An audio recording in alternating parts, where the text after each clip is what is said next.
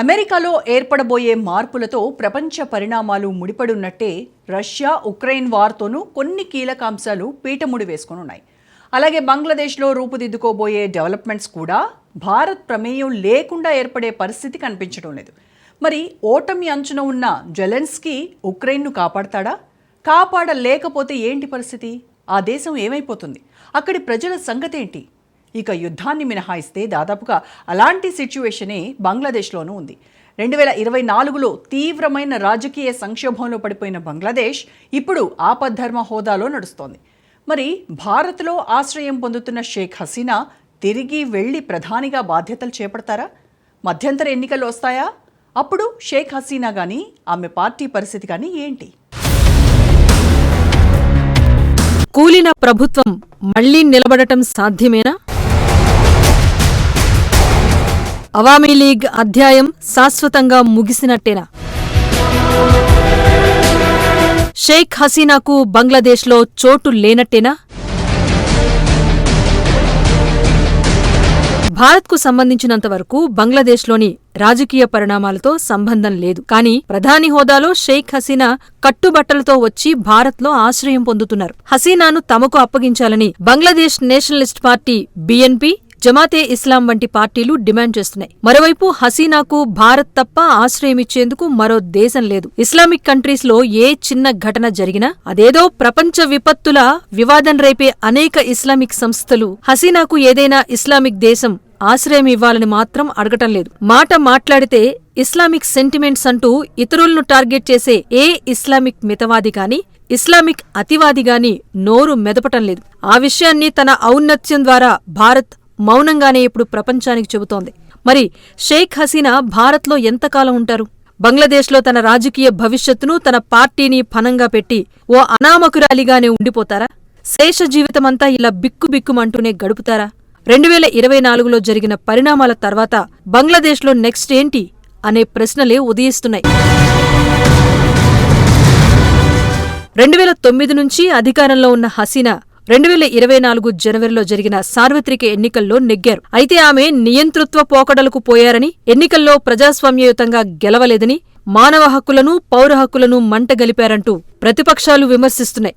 ఈ క్రమంలోనే అన్ని పార్టీలు కూడబలుక్కొని అంతర్యుద్ధానికి తెరతీశాయి. ఆగస్టులో చెలరేగిన తీవ్రమైన తిరుగుబాటుతో హసీనా దేశం విడిచి వెళ్లిపోయారు. భారత్లో ఆశ్రయం పొందుతున్నారు. ప్రజల చేత ఎన్నికైన ప్రధానిని దేశం నుంచి తరిమేశాక తాత్కాలిక ప్రభుత్వాన్ని ఏర్పాటు చేసి దానికి సలహాదారుగా నోబెల్ బహుమతి గ్రహీత మహమ్మద్ యూనస్ ను నియమించారు. అయితే హసీనా మీద ఏ అభియోగాలతో ప్రభుత్వాన్ని హస్తగతం చేసుకున్నారో BNP, జమాతే ఇస్లామీ వంటి అపోజిషన్ పార్టీలు అంతకు 1000 రెట్ల అమానవీయంగా వ్యవహరిస్తున్నాయి. అవామీ లీగ్ ఆస్తులు, ఆ పార్టీ నాయకులను టార్గెట్ చేయటమే కాదు, దేశంలో మైనార్టీలుగా ఉన్న హిందువులపై తీవ్రమైన దాడులు చేస్తూ తమ పాశవిక ప్రవృత్తిని ప్రకటించుకున్నారు.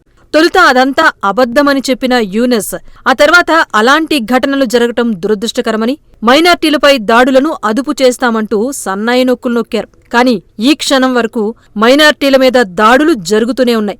ఇస్లామిక్ టెర్రరిస్టుల మద్దతుదారులు, ప్రైవేట్ వ్యక్తుల ఆస్తులు కూడా లాగేసుకున్నారు. హిందువులను ఉద్యోగాల నుంచి తొలగించేశారు. చాలా కుటుంబాలు రోడ్ల మీదకొచ్చాయి.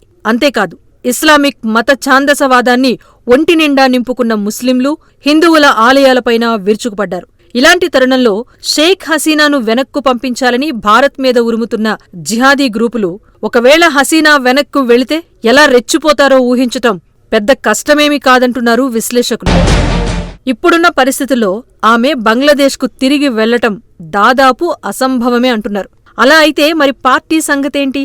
దేశాన్ని ప్రజాస్వామ్య పద్ధతిలో గాడిలో పెట్టి అనేక అభివృద్ధి పథకాలను ఇంట్రడ్యూస్ చేసి ఆర్థిక రంగాన్ని గాడిలో పెట్టిన హసీనా ఆధిపత్య పోకడలు పోయారన్న ఆరోపణలతో లేదా విమర్శలతో అసలు రాజకీయ రంగం నుంచే నిష్క్రమింపచేయటం అనేది ఏ విధంగా ప్రజాస్వామ్యం అవుతుందనే ప్రశ్నలకు విపక్షాల నుంచి రెస్పాన్స్ లేదు. అధికార దుర్వినియోగానికి పాల్పడ్డారని, ఆస్తులు పోగేసుకున్నారని, అన్ని ప్రభుత్వ ఉద్యోగాల్లో అవామీ లీగ్ సానుభూతిపరులు, కార్యకర్తలనే చేర్పించారని, విపక్ష నాయకుల మీద అధికార దండం ప్రయోగించారని అవతలి పక్షం ఆరోపిస్తోంది. ఈ పరిస్థితుల్లో బయటి శక్తుల ప్రోద్బలం లేకుండా, బంగ్లాదేశ్లోని విపక్షాల బలం తగ్గించకుండా హసీనా స్వదేశంలో అడుగుపెట్టే సాహసం చేయరు అన్న అభిప్రాయాలు వినిపిస్తున్నాయి. అయితే ఆపద్ధర్మ ప్రభుత్వానికి సలహాదారుగా వ్యవహరిస్తున్న మహమ్మద్ యూనస్కు అమెరికాలోని బైడెన్ ప్రభుత్వం పూర్తి అండదండలు అందిస్తోంది. బైడెన్తో పాటు జార్జ్ సోరోస్ వంటి యాంటీ సోషల్ ఎలిమెంట్స్తో యూనస్ చేతులు కలిపాడని, ఇటు భారత్ నుంచి రాహుల్ గాంధీ వంటి అపోజిషన్ లీడర్ల సలహాలు, సూచనల మేరకే హసీనాను వెనక్కు రప్పించాలనే డిమాండ్ను బలంగా వినిపిస్తున్నారనే విమర్శలు వెల్లువెత్తున్నాయి. మరోవైపు అమెరికాలో బైడెన్ టర్మ్ జనవరి 20తో ముగుస్తుంది. ట్రంప్ శకం మొదలవుతుంది. ట్రంప్ ఎన్నిక కాగానే బంగ్లాదేశీ హిందువులపై దాడుల విషయంలో తీవ్రంగా రెస్పాండ్ అయ్యారు.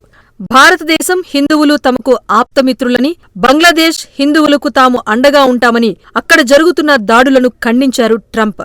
ఒకవేళ ట్రంప్ పవర్లోకి రాకపోతే పరిస్థితి ఎలా ఉండేదో ఊహించటం కష్టం. కానీ ట్రంప్ ఎన్నికై అధికార పగ్గాలు చేపడుతూ ఉండటమే బంగ్లాదేశ్లో పరిణామాలపైన ఆసక్తికరంగా మారింది అంటున్నారు రాజకీయ పరిశీలకులు. ట్రంప్ పగ్గాలు చేపట్టాక బంగ్లాదేశ్లో అరాచక శక్తులు ఖచ్చితంగా అదుపులోకొస్తాయన్న అభిప్రాయాలున్నాయి. ఇప్పుడు యూనస్కు బైడెన్ సర్కారు మద్దతిస్తోంది. కానీ ట్రంప్ వచ్చాక అమెరికా మద్దతు బంగ్లాదేశ్ సర్కారుకు ఉండదు. ఎందుకంటే ప్రజలు ఎన్నుకున్న ప్రధానిని దేశం నుంచి తరిమేసిన గ్రూప్లకు బైడెన్ మద్దతిస్తున్నాడన్న అపవాదు ఎదుర్కొంటున్నారు. కానీ అమెరికా ప్రజల చేత ఎన్నికైన ట్రంప్ బంగ్లాదేశ్లోనూ ప్రజాస్వామ్య ప్రభుత్వానికే మద్దతివ్వటం ఖాయం. అలా చేసినప్పుడే ప్రభుత్వ వ్యవహారాలు, అంతర్జాతీయ వ్యవహారాలు, ద్వైపాక్షిక ఒడిదుడుకులకు విలువ ఉంటుంది. అలా కాకుండా దొడ్డిదారిన ప్రభుత్వం ఏర్పాటు చేసి తాలిబాన్ తరహాలో రెచ్చిపోతున్న ఉగ్రవాద ముఠాలకు అధినేతగా తయారైన యూనస్కు ఎట్టి పరిస్థితుల్లోనూ మద్దతిచ్చే ప్రసక్తే ఉండదంటున్నారు రాజకీయ విశ్లేషకులు. అందుకే ట్రంప్ వచ్చాక రేపేం జరుగుతుంది అనేదే ఆసక్తి రేపుతోంది. అంటే బంగ్లాదేశ్లో మళ్లీ ఎన్నికలు జరపటం అనే ప్రక్రియ ద్వారానే కొత్త ప్రభుత్వం ఏర్పాటు, దానికి అగ్రరాజ్యం మద్దతివ్వటం అనేవి ఓ ప్రాసెస్గా జరుగుతాయి. మరి ఆ ఎన్నికల ప్రక్రియలో షేక్ హసీనా తన పూర్వ ప్రతిభ చాటుకుంటారా? 70 ఏళ్లు పైబడ్డ లేటు వయసులో ప్రతిపక్షాలు విజృంభించిపోయి రెచ్చిపోయి వ్యవహరిస్తున్న పరిస్థితుల్లో తన క్యాడర్ను నిలబెట్టుకుంటారా? తన కొడుక్కి ఇంకా ఆ శక్తి అబ్బిందా? తన పొలిటికల్ కెరీర్ను కొడుక్కు కట్టబెడతారా? ఇలాంటివన్నీ తేలాల్సిన అంశాలు. అప్పుడే హసీనా పరిస్థితి గురించి ఒక స్పష్టత వస్తుందంటున్నారు.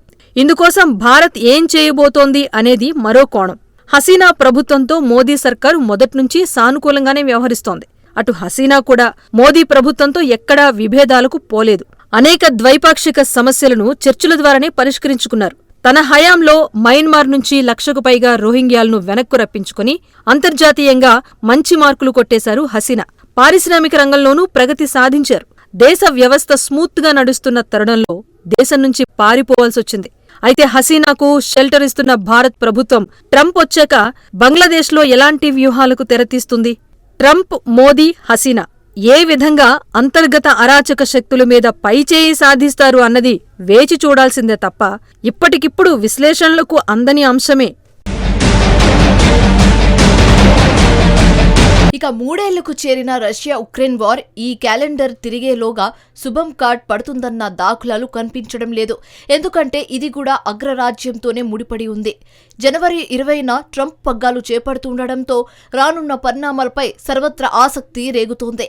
ఉక్రెయిన్ అధినేత జెలెన్స్కీ ఇప్పుడు అడకతేరలో పోకచెక్కలా ఉన్నారు.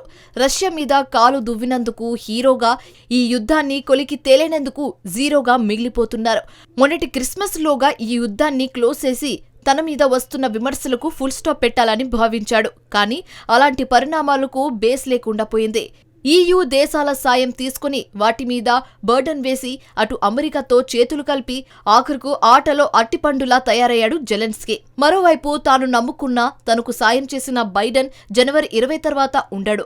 ఇకపై ట్రంప్ ఆదేశాలే పనిచేస్తాయి. ట్రంప్ ఉక్రెయిన్ పరిస్థితికి ఏమాత్రం జాలిపడ్డం లేదు. అసలు ఉక్రెయిన్ కు ఆ కండిషన్ దాపురించడానికి జెలెన్స్కీ, బైడెనే అనేది ట్రంప్ ప్రగాఢ నమ్మకం. దీంతో ట్రంప్ మీద జెలెన్స్కీకి ఏమాత్రం ఆశ లేవు. మరి జెలెన్స్కీని ఇప్పుడు ఆదుకునేది ఎవరు? అటుపోతే పుతిన్ తన భూభాగాన్ని పూర్తి స్థాయిలో మింగేయడానికి రెడీగా ఉన్నాడు. ఇటు ట్రంప్ తనకు పట్టదు అంటున్నాడు. అదే జెలెన్స్కీని ఇరుకున పెడుతోంది. మరోవైపు రష్యా విదేశాంగ మంత్రి కీలక వ్యాఖ్యలు చేశారు. తాను దేవుణ్ణి నమ్ముతానని, ఉక్రెయిన్కు రేపేం జరుగుతుందో చెప్పకనే చెప్తోంది. యుద్ధంలో 2025లో మాస్కో తప్పక విజయం సాధిస్తుందని ధీమా వ్యక్తం చేస్తుంది రష్యా. 2025 ఆరంభంలోనే ఉక్రెయిన్ కథ ముగిస్తామని పుతిన్ అంత కాన్ఫిడెంట్ గా ఎలా చెప్తున్నారు? ఎందుకంటే ఈ యుద్ధంలో ఉక్రెయిన్కు మాల్డోవానే అతిపెద్ద బలం. ఆ దేశం లేకపోతే కీవ్ కథ ఎప్పుడో ముగిసిపోయేది. పుతిన్ ఈ నిజాన్ని గుర్తించాడు. యుద్ధం మొదలైన తర్వాత నాటో కూటమి మాల్డోవాను ఆయుధాలు కేంద్రంగా మార్చుకుందట. చాలా వరకు ఆయుధాలు అక్కడి నుంచి జెలెన్స్కీ సేనలకు అందుతున్నట్లు రష్యా విదేశాంగ మంత్రిత్వ శాఖ ప్రకటించింది. అప్పుడే మరో ఆరోపణ కూడా చేసింది. మాల్డోవా దేశం ట్రాన్స్నిస్ట్రియా ప్రాంతంలో సైనిక చర్యకు కుట్ర పన్నిందనేదే ఆ ఆరోపణ. ఉక్రెయిన్కు పడమర దిశలో 200 కిలోమీటర్ల పొడవు, 20 కిలోమీటర్ల వెడల్పు గల ఓ కీలక ప్రాంతం మాల్డోవా నుంచి స్వతంత్రం కోరుతుంది. పైగా రష్యాలో కలవాలని ఇక్కడి ప్రజలు కోరుకుంటున్నారు. ఇక్కడ రష్యా సైన్యాలు కూడా ఉన్నాయి. ఉక్రెయిన్పై రష్యా దాడి తర్వాత మాల్డోవా కూడా రష్యా వ్యతిరేక వైఖరి తీసుకుంది. అది కాస్త రష్యాలో కలిస్తే మాల్డోవా కథ ముగిసినట్టే. నిజానికి ఉక్రెయిన్పై సైనిక చర్యకు దిగడం వెనుక పుతిన్ లక్ష్యం 2014లో ఆక్రమించుకున్న క్రీమియాతో రష్యాను భూభార్గం ద్వారా కలపడమే. ఉక్రెయిన్లోని కీలక ప్రాంతాలు అందుకు మధ్యలో అడ్డుగా ఉన్నాయి. వాటిలో ప్రధానమైంది డాన్బాస్. ఉక్రెయిన్తో యుద్ధం క్లైమాక్స్ కు చేరిన వేళ మాల్డోవా వైపు గురిపెట్టడానికి రీజన్ ఇదే. కారణం ఏదైనా కానీ యుద్ధం పీక్స్ లో ఉన్న ఇలాంటి సమయంలో పుతిన్ మరో యూరప్ దేశంపై గురిపెట్టడం కాస్త కలవరపెట్టిందే. మరి ఈ పరిణామాలు చివరికి ఎటు నుంచి ఎటు తిరుగుతాయన్న ఆసక్తి ఉన్న జెలెన్స్కీ కథ మాత్రం క్లోజ్ కాక తప్పదంటున్నారు. మరి ట్రంప్ వచ్చాక ఉక్రెయిన్లో మళ్లీ ప్రజాప్రభుత్వం ఏర్పడుతుందా? అసలే ఉక్రెయిన్లోని దాదాపు అన్ని విపక్షాలు రష్యా పట్ల సానుభూతిగా ఉన్నాయి. మరోవైపు ఉక్రెయిన్ మొత్తం దారుణంగా పతన వ్యవస్థకు చేరుకుంది. దాన్ని పూర్తిగా కబ్జా చేసే పరిస్థితిలో రష్యా ఉంది. రష్యాకు అండగా చైనా ఉంది. ట్రంప్ ఉక్రెయిన్ పట్ల విముఖంగా ఉన్నా ఇలాంటి పరిస్థితుల్లో యుద్ధం కొనసాగించడం జస్ట్ ఇంపాసిబుల్ అనేది తేలిపోతుంది. ఈ తరుణంలో ఉక్రెయిన్ పరిస్థితి, జెలెన్స్కీ పరిస్థితి ఏంటనేదే $1 మిలియన్ ప్రశ్నగా మారింది.